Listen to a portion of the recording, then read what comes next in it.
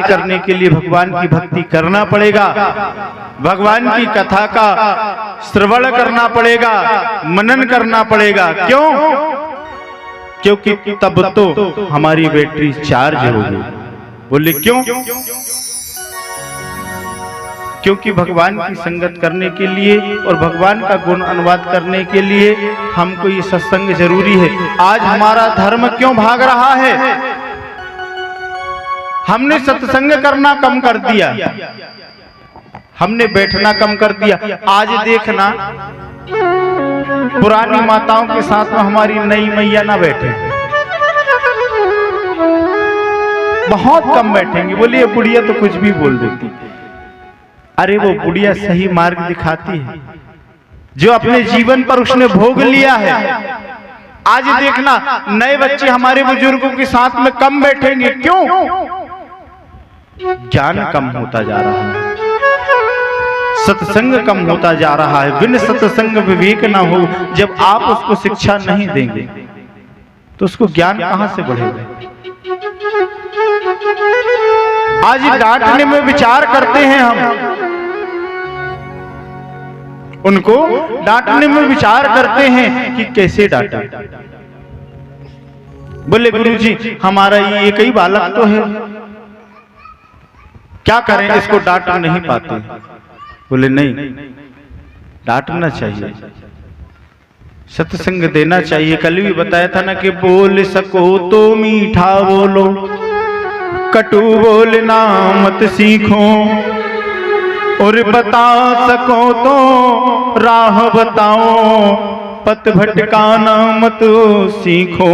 यदि हमें बताना है, अच्छी बात बताना है, अच्छी बात बताओ, अच्छी राह बताओ। और ना हो ना तो घर में सबके पास में रामायण है। अच्छा, किस किस के पास में रामायण? उठाना जरा हाथ ऊपर।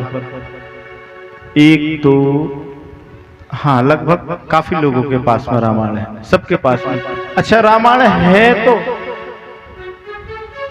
लेकिन बांध के धरी भर है, उसमें धूल जम रही है ना, ये बात तो सत्य होगी। उसमें धरी धूल जम रही है ना, अरिया में रखी है ना। अरे वो रखने की चीज नहीं है मैया, वो रखने की चीज नहीं है, उसकी पूजा किया करो। जिस घर में रामायण रहती ना, उस घर में हनुमान जी महाराज का सदैव वास रहता है, उस रामायण की रक्षा करने के लिए। जिस घर में रामायण होती है वहां पर हनुमान जी महाराज का वास होता है। बोले, और रामायण का ज्यादा नहीं, पता है रामायण में राम जी का पूरा जीवन चरित्र लिखा हुआ है। राम जी का पूरा जीवन चरित्र लिखा है। और हम तो सभी से कहते हैं कि ज्यादा मत पढ़ा करो, बस 5 दोहा डेली पाठ किया करो रामायण का, डेली पाठ किया करो। हम कहीं जा रहे हैं, सब काम मंगलमय होगा। क्यों? क्योंकि रामायण में सब जीवन चरित्र लिखा हुआ है। और ज्यादा कुछ ना पढ़ो ना तो एक चौपाई अपने बालकों को जरूर सुनाया करो। कौन सी? कि प्रतः काले उठ के रघुनाथ और माते पिता गुरु ना बहु माथा। प्रतः काल उठ के रघुनाथा और मात पिता गुरु ना बहु माथा। हमारे राम जी का काम क्या था? सबसे पहले उठते थे, अपने गुरु को प्रणाम करते थे, इसके बाद अपनी माता को प्रणाम किया करते थे, फिर गुरुजनों को प्रणाम करके आशीर्वाद लिया करते थे। प्रतः काले उठ के रघुनाथा मात पिता गुरु ना बहु माथा। उठ करके और गुरुजनों को, माताओं को प्रणाम किया करते थे, सबको प्रणाम किया करते थे। कौन? भगवान राम। तो ये चौपाई जरूर सुनाया करो, है ना? क्यों? क्योंकि रामायण पढ़ने से भगवान की कृपा प्राप्त होती है और वो समझेंगे कि माँ क्या होती है, पिता क्या होता है, भाई क्या होता है। एक भाई वो हुआ कि दूसरे भाई के लिए पूरा राज्य शासन छोड़ दिया, पूरे राज्य शासन को छोड़ दिया, है ना। तो उनने ऐसा है क्योंकि भगवान बड़े करुणा वरुणालय हैं। एक भाई वो है जो पूरा राज शासन छोड़ दिया और आज प्रॉपर्टी के पीछे भाई भाई को देखो क्या चल रहा है। भाई भाई एक दूसरे का मर्डर करने के लिए तैयार, किसके पीछे? जायदाद के पीछे, है ना। तो ऐसा है। और रही बात दूसरी चीज, बोले क्या? बोले क्रोध, बोले नहीं, बोले जो है ना सत्संग करो। कब कब करो? जब हम बूढ़े नहीं हो, है ना, बूढ़े नहीं, अच्छे शरीर में तंदुरुस्त रहे, जिन्हें की भूख लगी है और भगवान का भजन नहीं हो रहा, नहीं, अच्छी तंदुरुस्त रहो, जब भगवान का भजन करो। एक सुंदर संत ने कहा है कि भजन कर मस्त जवानी में बुढ़ापा किसने देखा है। भजन कर मस्त जवानी में बुढ़ापा किसने देखा है। भजन कर मस्त जवानी में बुढ़ापा किसने देखा है। बुढ़ापा किसने देखा है। बुढ़ापा किसने देखा है। बुढ़ापा किसने देखा है। किसने देखा है। बुढ़ापा किसने देखा है। बुढ़ापा किसने देखा है। बुढ़ापा किसने देखा है। बुढ़ापा किसने देखा है। भजन करो मस्त जवानी में बुढ़ापा किसने देखा है। भजन करो मस्त जवानी में बुढ़ापा किसने देखा है। जाओ सभी लोग सुंदर सुंदर ताली सेवा करते हुए दोनों हाथ ऊपर उठा करके श्री राधे। पीछे वाली मैया कंजूसी कर रही ना, उठा लो दोनों हाथ ऊपर मैया, जाओ।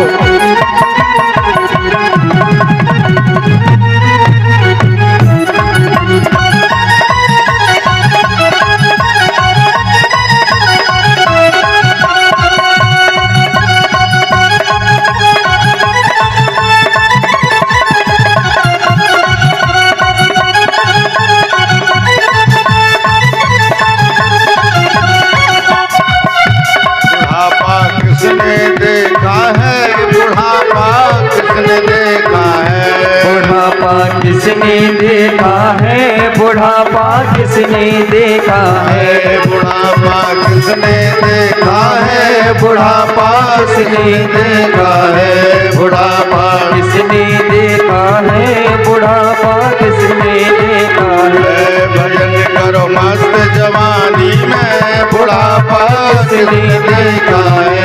भजन करो मस्त जवानी में बुढ़ापा किसने देखा है। भजन करो मस्त जवानी में बुढ़ापा किसने देखा है। भजन करो मस्त जवानी।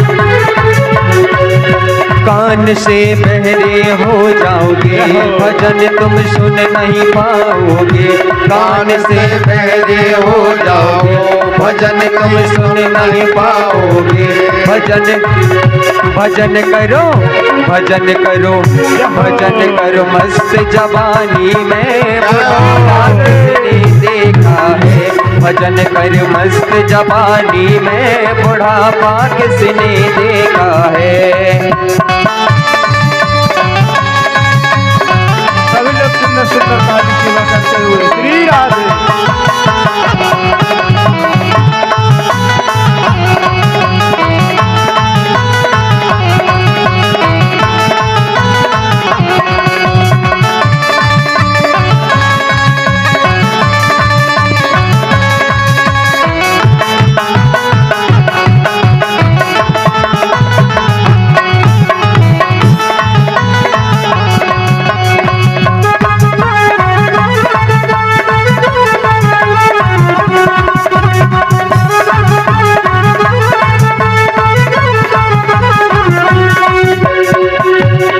आँख से अंधे हो जाओगे, दर्श तुम कर नहीं पाओगे। आँख से अंधे हो जाओगे, दर्श तुम कर नहीं पाओगे। आँख से अंधे हो जाओगे, दर्श तुम कर नहीं पाओगे। आँख से अंधे हो जाओगे, दर्श तुम कर नहीं पाओगे। भजन कर, भजन कर, भजन कर मस्त जवानी में, बुढ़ापा किसने देखा है। भजन कर मस्त जवानी में, बुढ़ापा किसने देखा है। क्या हो, सभी लोग सुंदर सुंदर ताली से बजाते हुए।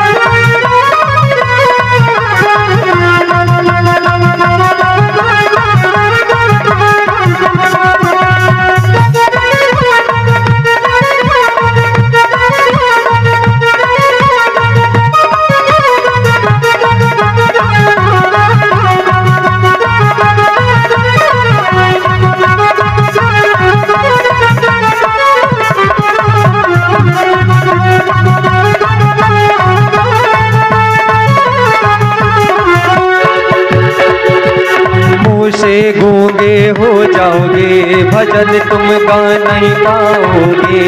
मुँह से गूंगे हो जाओगे, भजन तुम गा नहीं पाओगे। भजन गाले, भजन गाले, भजन गाले मस्त जवानी में, बुढ़ापा किसने देखा है। भजन कर मस्त जवानी में, बुढ़ापा किसने देखा है। भजन कर मस्त जवानी में, बुढ़ापा किसने देखा है। भजन कर मस्त जवानी में, बुढ़ापा किसने देखा है। भजन कर मस्त जवानी में, बुढ़ापा किसने देखा है। बुढ़ापा किसने देखा है। बुढ़ापा किसने देखा है। बोले वृंदावन बिहारी लाल की जय हो। हेलो, यहाँ से आवाज आ रही, बोले गुरुजी थक गए। बोले काय थक गए? बोले नाचते नाचते थक गए। क्यों? भजन करने में ताली जरूर बजाना चाहिए। भजन करने में भगवान की ताली बजाओ। ताली बजाने के दो फायदा है और जयकारा लगाने के। एक तो नींद जो है ना, भगवान की भक्ति में सबसे बड़ा रोड़ा कौन आता है मालूम है आपको? एक निंद्रा देवी और दूसरा मनीराम। जो मन है और नींद, अस्वस्थता व्यक्ति को भगवान की भक्ति में रुकावट डालती है। और हमारे ऋषिवर लोग कहते हैं, हमारे गुरुदेव लोग बताते हैं कि जो हमारे हाथों के हस्त रेखाएं होती है ना, ये जो रेखा बनी है, इनमें रगड़ पड़ने से, इनमें रगड़ पड़ने से शांति प्राप्त होती है,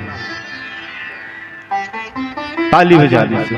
और दूसरी चीज, बोले करारो विंदे। भगवान का भजन कहां से होता है? कर से, हाथ, हाथ ताली बजाकर। करारो विंदे। दूसरा पदार विंदे और मुखार विंदे, मुख से बोले। भजन करते हैं तो हम बोलते ना कि आप भी गाइए भैया, क्यों बोलते? मुख से भगवान का भजन करना चाहिए। जब अभी भजन नहीं करेंगे तो कब करेंगे? ऐसे वो सेठ जी भी था बेचारा, कभी भगवान की भक्ति नहीं किया उसने, कभी गंगा जी नहीं नहाया,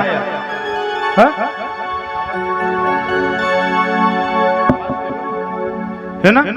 कभी उसने भगवान की भक्ति नहीं किया, ना कोई दान किया, ना पुण्य किया। अब गंगा जी के किनारे पहुंच गया, पत्नी ने जबरदस्ती भेज दिया, बोले तुम जाओ तो आज तो गंगा नहाओ, मकर संक्रांति का समय चल रहा है, जाओ नहा करके आओ।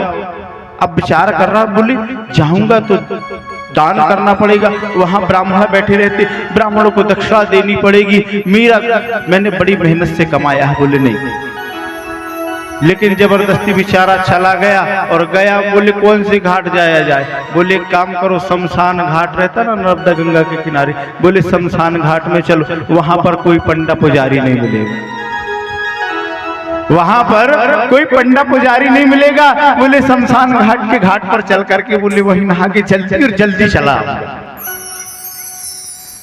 भगवान शंकर ने सोचा, बोले बेटा तुम हमसे छल कर रहे हो, रुको, तुम हमसे छल कर रहे हो ना। तो भगवान जैसे ही वो अंदर नहाने के लिए डुबकी लगाया, भगवान शंकर वहां प्रकट होकर के ब्राह्मण का रूप धारण कर लिया। डुबकी लगा करके बाहर निकला, भगवान शंकर आ गए, बोले बेटा कुछ दे दे। उसने सोचा यार, बोले इसमें शमशान घाट को भी नहीं छोड़ा, लेने के लिए आ गया। बोले बेटा दे दे कुछ।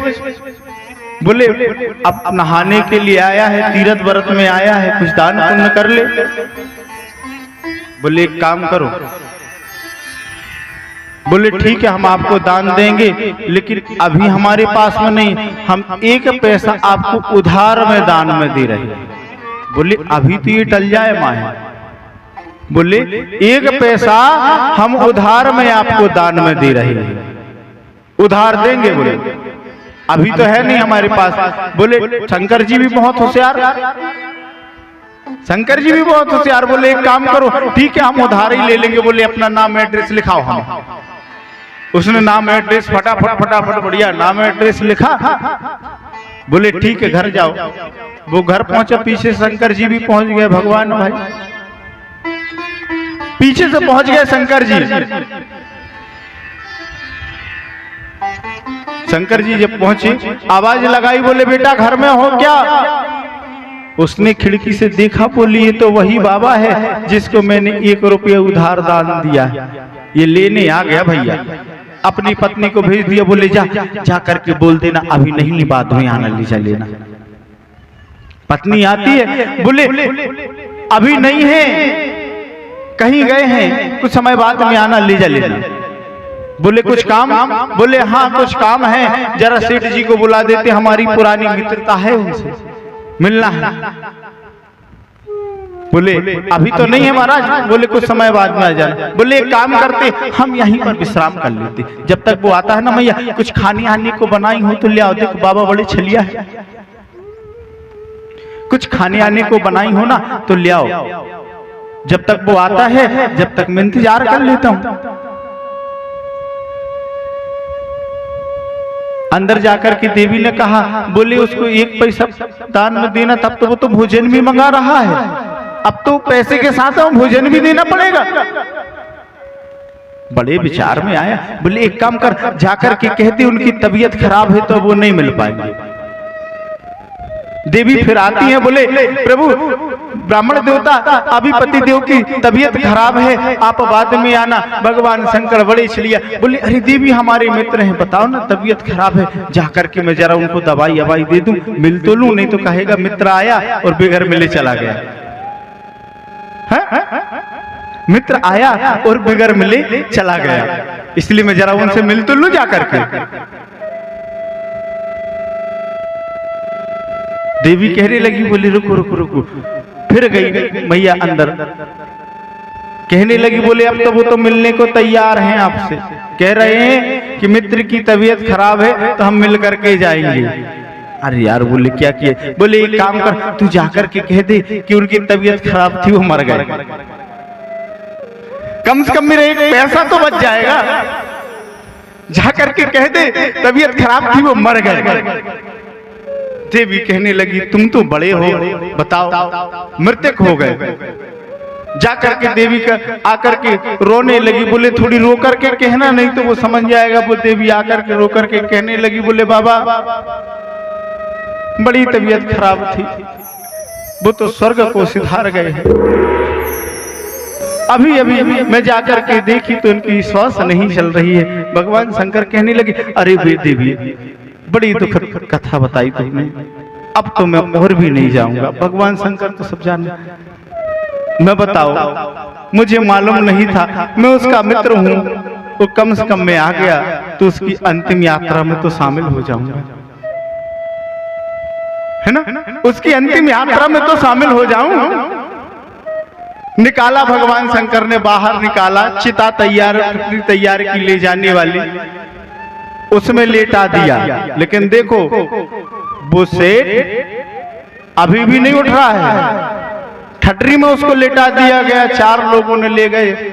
शंकर जी कंधा में धरे धरे कह रहे, काय भैया अभी तक दे दो 1 पैसा, अब तक तो दे दो, अब तो दे दो। लेकिन फिर भी वो कुछ नहीं बोला, कुछ भी नहीं बोला। ले गए और ले जा करके उनको चिता में लेटे गए। फिर भी नहीं बोल रहा है वो सेठ, देखो फिर भी नहीं बोल रहा, चिता में लेटे है। शंकर जी कह रहे, बोले भैया अब तो बोल लो, अब तो जलने वाले हो, अब तो कछु बोलो, हमारा 1 रुपया दोगे कि नहीं दोगे? फिर भी नहीं बोला उसने। भगवान शंकर प्रसन्न हो गए, बोले वाह, सब तपस्या करते मैं तेरी इस कठोरता को देख करके, मतलब कहने का तात्पर्य है, इसको समझने की बात, कहने का तात्पर्य है कि अटल विश्वास, यदि हमने भगवान के प्रति विश्वास बनाया, हमें एक इष्ट बनाना चाहिए। देखो हम पूजते भगवान, लेकिन एक इष्ट बनाओ। कौन सा? बोले राम को इष्ट बनाओ, जो जिसको मानता हो। कृष्ण को इष्ट बनाओ, हनुमान जी को इष्ट बनाओ, उनको मानो, उनको मानो। क्योंकि बाबा शंकर भी ऐसे छलिया है, वे बड़े जल्दी मोह जाते हैं। क्रोध का माता है भगवान शंकर, बड़े जल्दी मोह जाते हैं।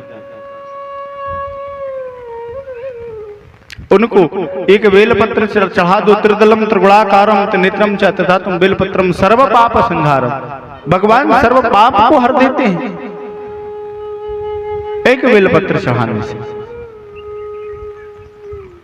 ऐसे भगवान शंकर हैं, ऐसी अपनी मानस में लिखा है। हमने बताया था अभी कि रामायण सबके पास में है ना, सबको नित्य प्रति 1-1 5-5 दोहाई चौपाई पढ़ना चाहिए। मानस की हर घर में पढ़ना चाहिए। क्यों?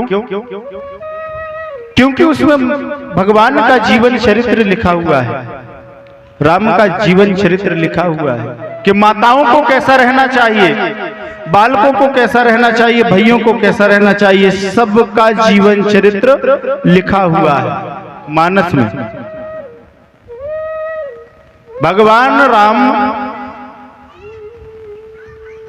जब वन प्रस्थ में गए, माता सीता जानकी मैया लक्ष्मण जी के साथ में दोनों भाई जा रहे हैं। जब वो दोनों भाई गए तो एक नगर के निकट पहुंचे। एक नगर के निकट जब वो पहुंचे तो वहां पर कुछ माताओं ने देखा, बोले 2 राजकुमार आ रहे हैं। कौन आ रहे हैं? 2 राजकुमार आ रहे हैं और राजकुमारों के साथ में एक नारी है। ये कौन है? कहीं से भगा करके तो नहीं लाए हैं? कौन है? चलो चल करके पूछे। चलो चल करके पूछे उनसे। लेकिन एक ने बोला, बोली ऐसे डायरेक्ट कैसे पूछ सकते हैं? क्योंकि वेदों में लिखा है कि विचार करके वाणी बोलना चाहिए। हो सकता है उनकी रिश्तेदार हो, उसकी पत्नी हो, बहन हो, माँ हो, हम पूछे कैसे चल करके? संकोच बस माताओं ने कहा, बोली इसके साथ में जो नारी है उससे चल करके पूछते। बोले चलो। बोले ऐसे नहीं, एक काम करो, पतित व्यक्ति लग रहे हैं, इनके लिए जल रख लो। जल पिलाते हुए जल के बहाने से जाकर के हम पूछेंगे। बोले एक कलशो भरो आनहि पानी। एक माता ने एक कलश में पानी भरा। बोले एक कलशो भरो आनहि पानी। एक ने पानी भरा और ले गए और आकर के पूछने लगे। बोले हे देवी, हम आपसे कुछ पूछना चाहते हैं, आप क्रोध तो नहीं होंगे, आप हम पर गुस्सा तो नहीं करेंगे? बोले नहीं, आप पूछो, हम आप पर गुस्सा नहीं करेंगे। बोले देवी, हम आपसे विनती कर रहे हैं। बोले राजे कुमारी विनय हम करही, त्रिया स्वभाव कछु पूछत डरही। बोले हे देवी, हम आपसे विनती कर रहे हैं, आपसे कुछ पूछना चाहते हैं, आपके स्वभाव को नहीं जानते, हम आपके स्वभाव से डर रहे हैं। इसलिए हे देवी, आप हमारे मनोरथ को समझिए, हम आपसे कुछ पूछना चाहते हैं। माता ने कहा, बोले पूछो। बोले बेटी, जो आपके साथ में ये जो दो राजकुमार चल रहे हैं, ये दोनों कौन है? आपके साथ में जो राजकुमार हैं, ये दोनों कौन है? बोले आप हमें बताएं। माता ने कहा, थोड़ा सा लंबा घूंघट लिया और अपना सर नीचे किया, फिर भी सच्चा रही है बताने में। माताओं ने पूछा, बोले कोटि मनोज लजावन हारे, सुमुख कहूं को आए तुम्हारे। बोले हे बेटी, जो सबसे आगे हैं, जिसके मस्तक पर करोड़ों सूर्य के समान तेज चमक रहा है, वो तुम्हारे कौन है? हमें आप उनका परिचय दो कि जिसके मस्तक पर करोड़ों सूर्य के समान तेज चमक रहा है, कोटि मनोज लजावन हारे, और सुमुख कहाँ को आए तुम्हारे। बोले देवी, हम इनका परिचय जानना चाहते हैं कि ये आपके कौन हैं, आप बताएं। माता बड़ी संकोच होकर के खड़ी, बता नहीं पा रही हैं। माता ने कहा, बोले ठीक है। मैया सीता ने बड़ा सुंदर जवाब दिया, हम आपसे पूछ ले कि जी आपके कौन आए, तो तुम डायरेक्ट बोलते हो ना, गुरुजी हस्बैंड है हमारे, है ना। हमारी नई मैया तो बोले ही देंगी, पुरानी तो थोड़ा नाम लेने में सच्चाती हैं। बोले हस्बैंड है हमारे, ताकि वेद शास्त्र के